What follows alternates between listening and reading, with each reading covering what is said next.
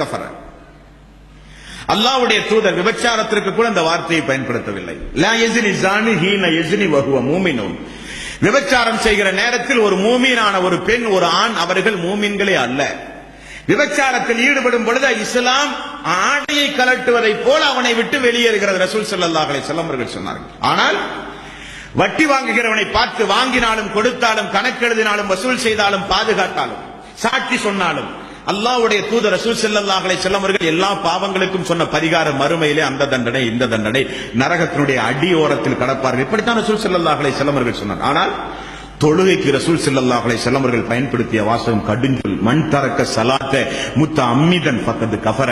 அது முஸ்தபாவானாலும் ஃபாத்திமாவானாலும் சரி, யார் தொழுகையை விட்டு விட்டார்களோ அவர்கள் காஃபிராகி விட்டார்கள். சுப்ஹானல்லாஹ். அல்லாஹ்வுடைய தூதர் இப்படி எல்லாம் கடுஞ்சொல்லை பயன்படுத்தவே மாட்டார்கள். ஆனால் தொழுகைக்கு அல்லாஹ்வுடைய தூதர் பயன்படுத்திய வாசகம் நம்முடைய இஸ்லாமிய சமூகத்தில் அப்படி பார்த்தால் எத்துணை காஃபிர்கள் நம்முடைய குடும்பங்களிலே உண்டு, நம்முடைய சமூகத்திலே உண்டு, ஜமாத்துகளிலே உண்டு, நண்பர்கள் மட்டத்திலே உண்டு. பயப்பட வேண்டும் அன்பார்ந்த சொல்லை. அதே நிலையில் மரணித்தால் وَمَن يُطِعِ اللَّهَ وَالرَّسُولَ أُولَٰئِكَ مَعَ الَّذِينَ أَنْعَمَ اللَّهُ عَلَيْهِم مِنَ النَّبِيِّينَ وَالصِّدِّيقِينَ وَالشُّهَدَاءِ وَالصَّالِحِينَ. அல்லாஹ்வுக்கு கட்டுப்பட்டு தூதருக்கு கட்டுப்பட்டு ஈமான் கொண்டு சாலிகான இபாதத்தை செய்தால் அவர்கள் மறுமை நாளில் நபிமார்களோடு இருப்பார்கள், சுஹதாக்களோடு இருப்பார்கள், நல்லவர்களோடு இருப்பார்கள், மூமின்களோடு இருப்பார்கள். அவர்கள் அவர்களுக்கு உற்ற நண்பர்கள் என்று அல்லாஹ் ரப்பல் ஆலமீன் சொல்கிறார். அவர்களோடு மறுமை நாளில் இருக்க வேண்டுமானால் தொழ வேண்டும், இல்லாவிட்டால் நரகத்தில் நாம் யாரோடு இருப்போம் என்று ரசூல் ஸல்லல்லாஹு அலைஹி வஸல்லம் அவர்கள் சொல்கிறார்கள். நரகத்தில் தொழாதவர்கள் யாரோடு இருப்பார்கள் தெரியுமா? தொழாதவர்கள் நரகத்தில் யாரோடு இருப்பார்கள்? ஃபிரௌனோடு இருப்பார்கள். அல்லாஹ் நம் அனைவர்களையும் அதிலிருந்து காப்பாற்ற வேண்டும். நபிகள் நாயகம் ஸல்லல்லாஹு அலைஹி வஸல்லம் அவர்கள் சொன்னார்கள், யார் தொழவில்லையோ தொழாத மனிதன் மறுமை நாளில் நரக நெருப்பில் ஃபிரௌனோடு இருப்பான், ஹாரூன் காமான் என்ற கொடியவர்களோடு இருப்பார்கள். அல்லாஹ்வுடைய தூதர் ரசூல் ஸல்லல்லாஹு அலைஹி வஸல்லம் அவர்களை எதிர்த்து போரிட்ட அபூ ஜஹல், உத்பா, ஷைபா, உபை பின் கலப் எல்லோரோடும் மறுமை நாளில் நரகத்தில் இருப்பான் தொழாதவன். ரசூல் ஸல்லல்லாஹு அலைஹி வஸல்லம் அவர்கள் சொன்னார்கள், மறுமை நாளில் அல்லாஹ் சொர்க்கத்தில் ஒரு சாராரை அனுப்புவான்.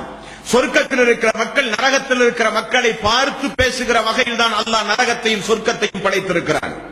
சொர்க்கத்தில் இருக்கிற மக்கள் நரகத்தில் இருக்கிற மக்களை பார்ப்பார்கள். எங்களுக்கு நல்ல நல்ல காரியங்களை சொன்னாயே, நீயே நரகத்திலே கிடக்கிறாய், இப்படிப்பட்ட பேச்சு. உலகத்தில் வாழும் பொழுது அல்லாஹ்வை பின்பற்று, தூதரை பின்பற்று என்றெல்லாம் சொன்னோமே, புறக்கணித்தாயே, ஆகவேதான் உனக்கு இந்த நிலை என்று சொர்க்கத்தில் இருக்கிற மக்களுடைய பேச்சு.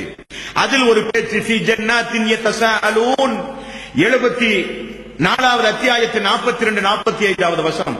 ஃபீ ஜன்னாத்தின் யதஸாஅலூன், ஜன்னத்தில் இருக்கிற மக்கள், சொர்க்கத்தில் இருக்கிற மக்கள் நரகத்தில் இருக்கிற குற்றவாளிகளை பார்த்து பேசுவார்களாம். அனில் முஜ்ரிமீன், குற்றவாளிகளிடத்தில் அவர்கள் பேசுவார்கள், மா சலக்கக்கும் ஃபீ ஸகர், சகர் என்கிற இந்த கொடுமையான இந்த நரக நெருப்பில் உங்களை நுழைவித்தது எது மக்களே? சகர் என்கிற இந்த நரக நெருப்பில் உங்களை நுழைவிக்க செய்தது எது மக்களே? சொர்க்கவாசிகள் நரகவாசிகளை பார்த்து கேட்பார்கள். அவன் சொல்லுவான், காலு லம் நகு மினல் முஸல்லீன், நாங்கள் தொழாமல் வாழ்ந்தோமே, நாங்கள் தொழாவிட்டாலும் எங்களை சமூகத்தில் முஸ்லிம்களாக அங்கீகரித்தார்கள், ஆகவே நாங்கள் ஏமாந்து போனோமே. எங்களுடைய மக்களோ எங்களுடைய குடும்பத்தார்களோ எங்களுடைய நண்பர்களோ யாரும் தொழுகையினுடைய அவசியத்தை பற்றி எங்களுக்கு சொல்லவில்லையே. காலு லம் நகு மினல் முஸல்லீன், நாங்கள் தொழாத மனிதர்களாகவே வாழ்ந்து விட்டோமே, தொழுகையினுடைய மகத்துவம் தெரியாமல் வாழ்ந்து விட்டோமே, தொழாவிட்டாலும் முஸ்லிமாக வாழ்ந்து விடலாம் என்ற தப்பான எண்ணத்தில் வாழ்ந்து விட்டோமே, தொழுகையினுடைய அவசியம், தொழுகையினுடைய சிறப்பு, தொழுகை விட்டால் உள்ள கெடுதி எதையும் புரியாமலேயே வாழ்ந்து விட்டோமே, ஆகவே எங்களுக்கு இப்படிப்பட்ட நரக வேதனை எங்களுக்கு அல்லாஹ் விதியாக்கி விட்டான் என்று நரகத்தில் இருக்கிற மக்கள் சொல்லுவார்கள் என்று அல்லாஹ் ரப்பல் ஆலமீன் சொல்கிறான். ஆக இன்றைய தினம் நாம் பார்த்த இந்த வகுப்பினுடைய சாராம்சம், தொழுகை என்பது மிக முக்கியமான ஒரு இபாதத்.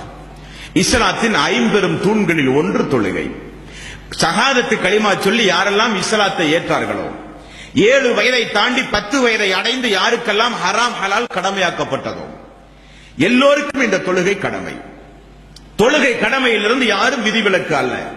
மாதவிலக்கு பெண்கள் தொழுகையிலிருந்து விதிவிலக்கு, பைத்தியக்காரர்கள் தொழுகையிலிருந்து விதிவிலக்கு, பிரசவ பெண்கள் தொழுகையிலிருந்து விதிவிலக்கு, வேறு எல்லோருக்கும் தொழுகை கடமை. யாரும் தொழுகையிலிருந்து தப்பிக்கவே முடியாது. நபிகள் நாயகம் ஸல்லல்லாஹு அலைஹி வஸல்லம் அவர்கள் சொன்னார்கள், இந்த உலகத்தில் இஸ்லாமிய சமூகத்தில் ஒரு மனிதன் தொழாமல் இருப்பானேயானால் அவன் ஒன்று பைத்தியக்காரனாக இருக்க வேண்டும், இந்த உலகத்தில் இஸ்லாமிய சமூகத்தில் பெண்கள் தொழாதவர்களாக இருக்க வேண்டுமானால் காலமெல்லாம் அவர்கள் விதிவிலக்குடைய பெண்களாக இருக்க வேண்டும். இஸ்லாமிய சமூகத்தில் தொழுகை கடமை. ரசூல் ஸல்லல்லாஹு அலைஹி வஸல்லம் அவர்கள் எல்லா நிலைகளிலும் அந்த தொழுகையை நீங்கள் பேணியாக வேண்டும் என்றார்கள். ஆகவே தொழுகையை விட்டுவிட்டு அதே நிலையில் நாம் மரணித்தால் மறுமை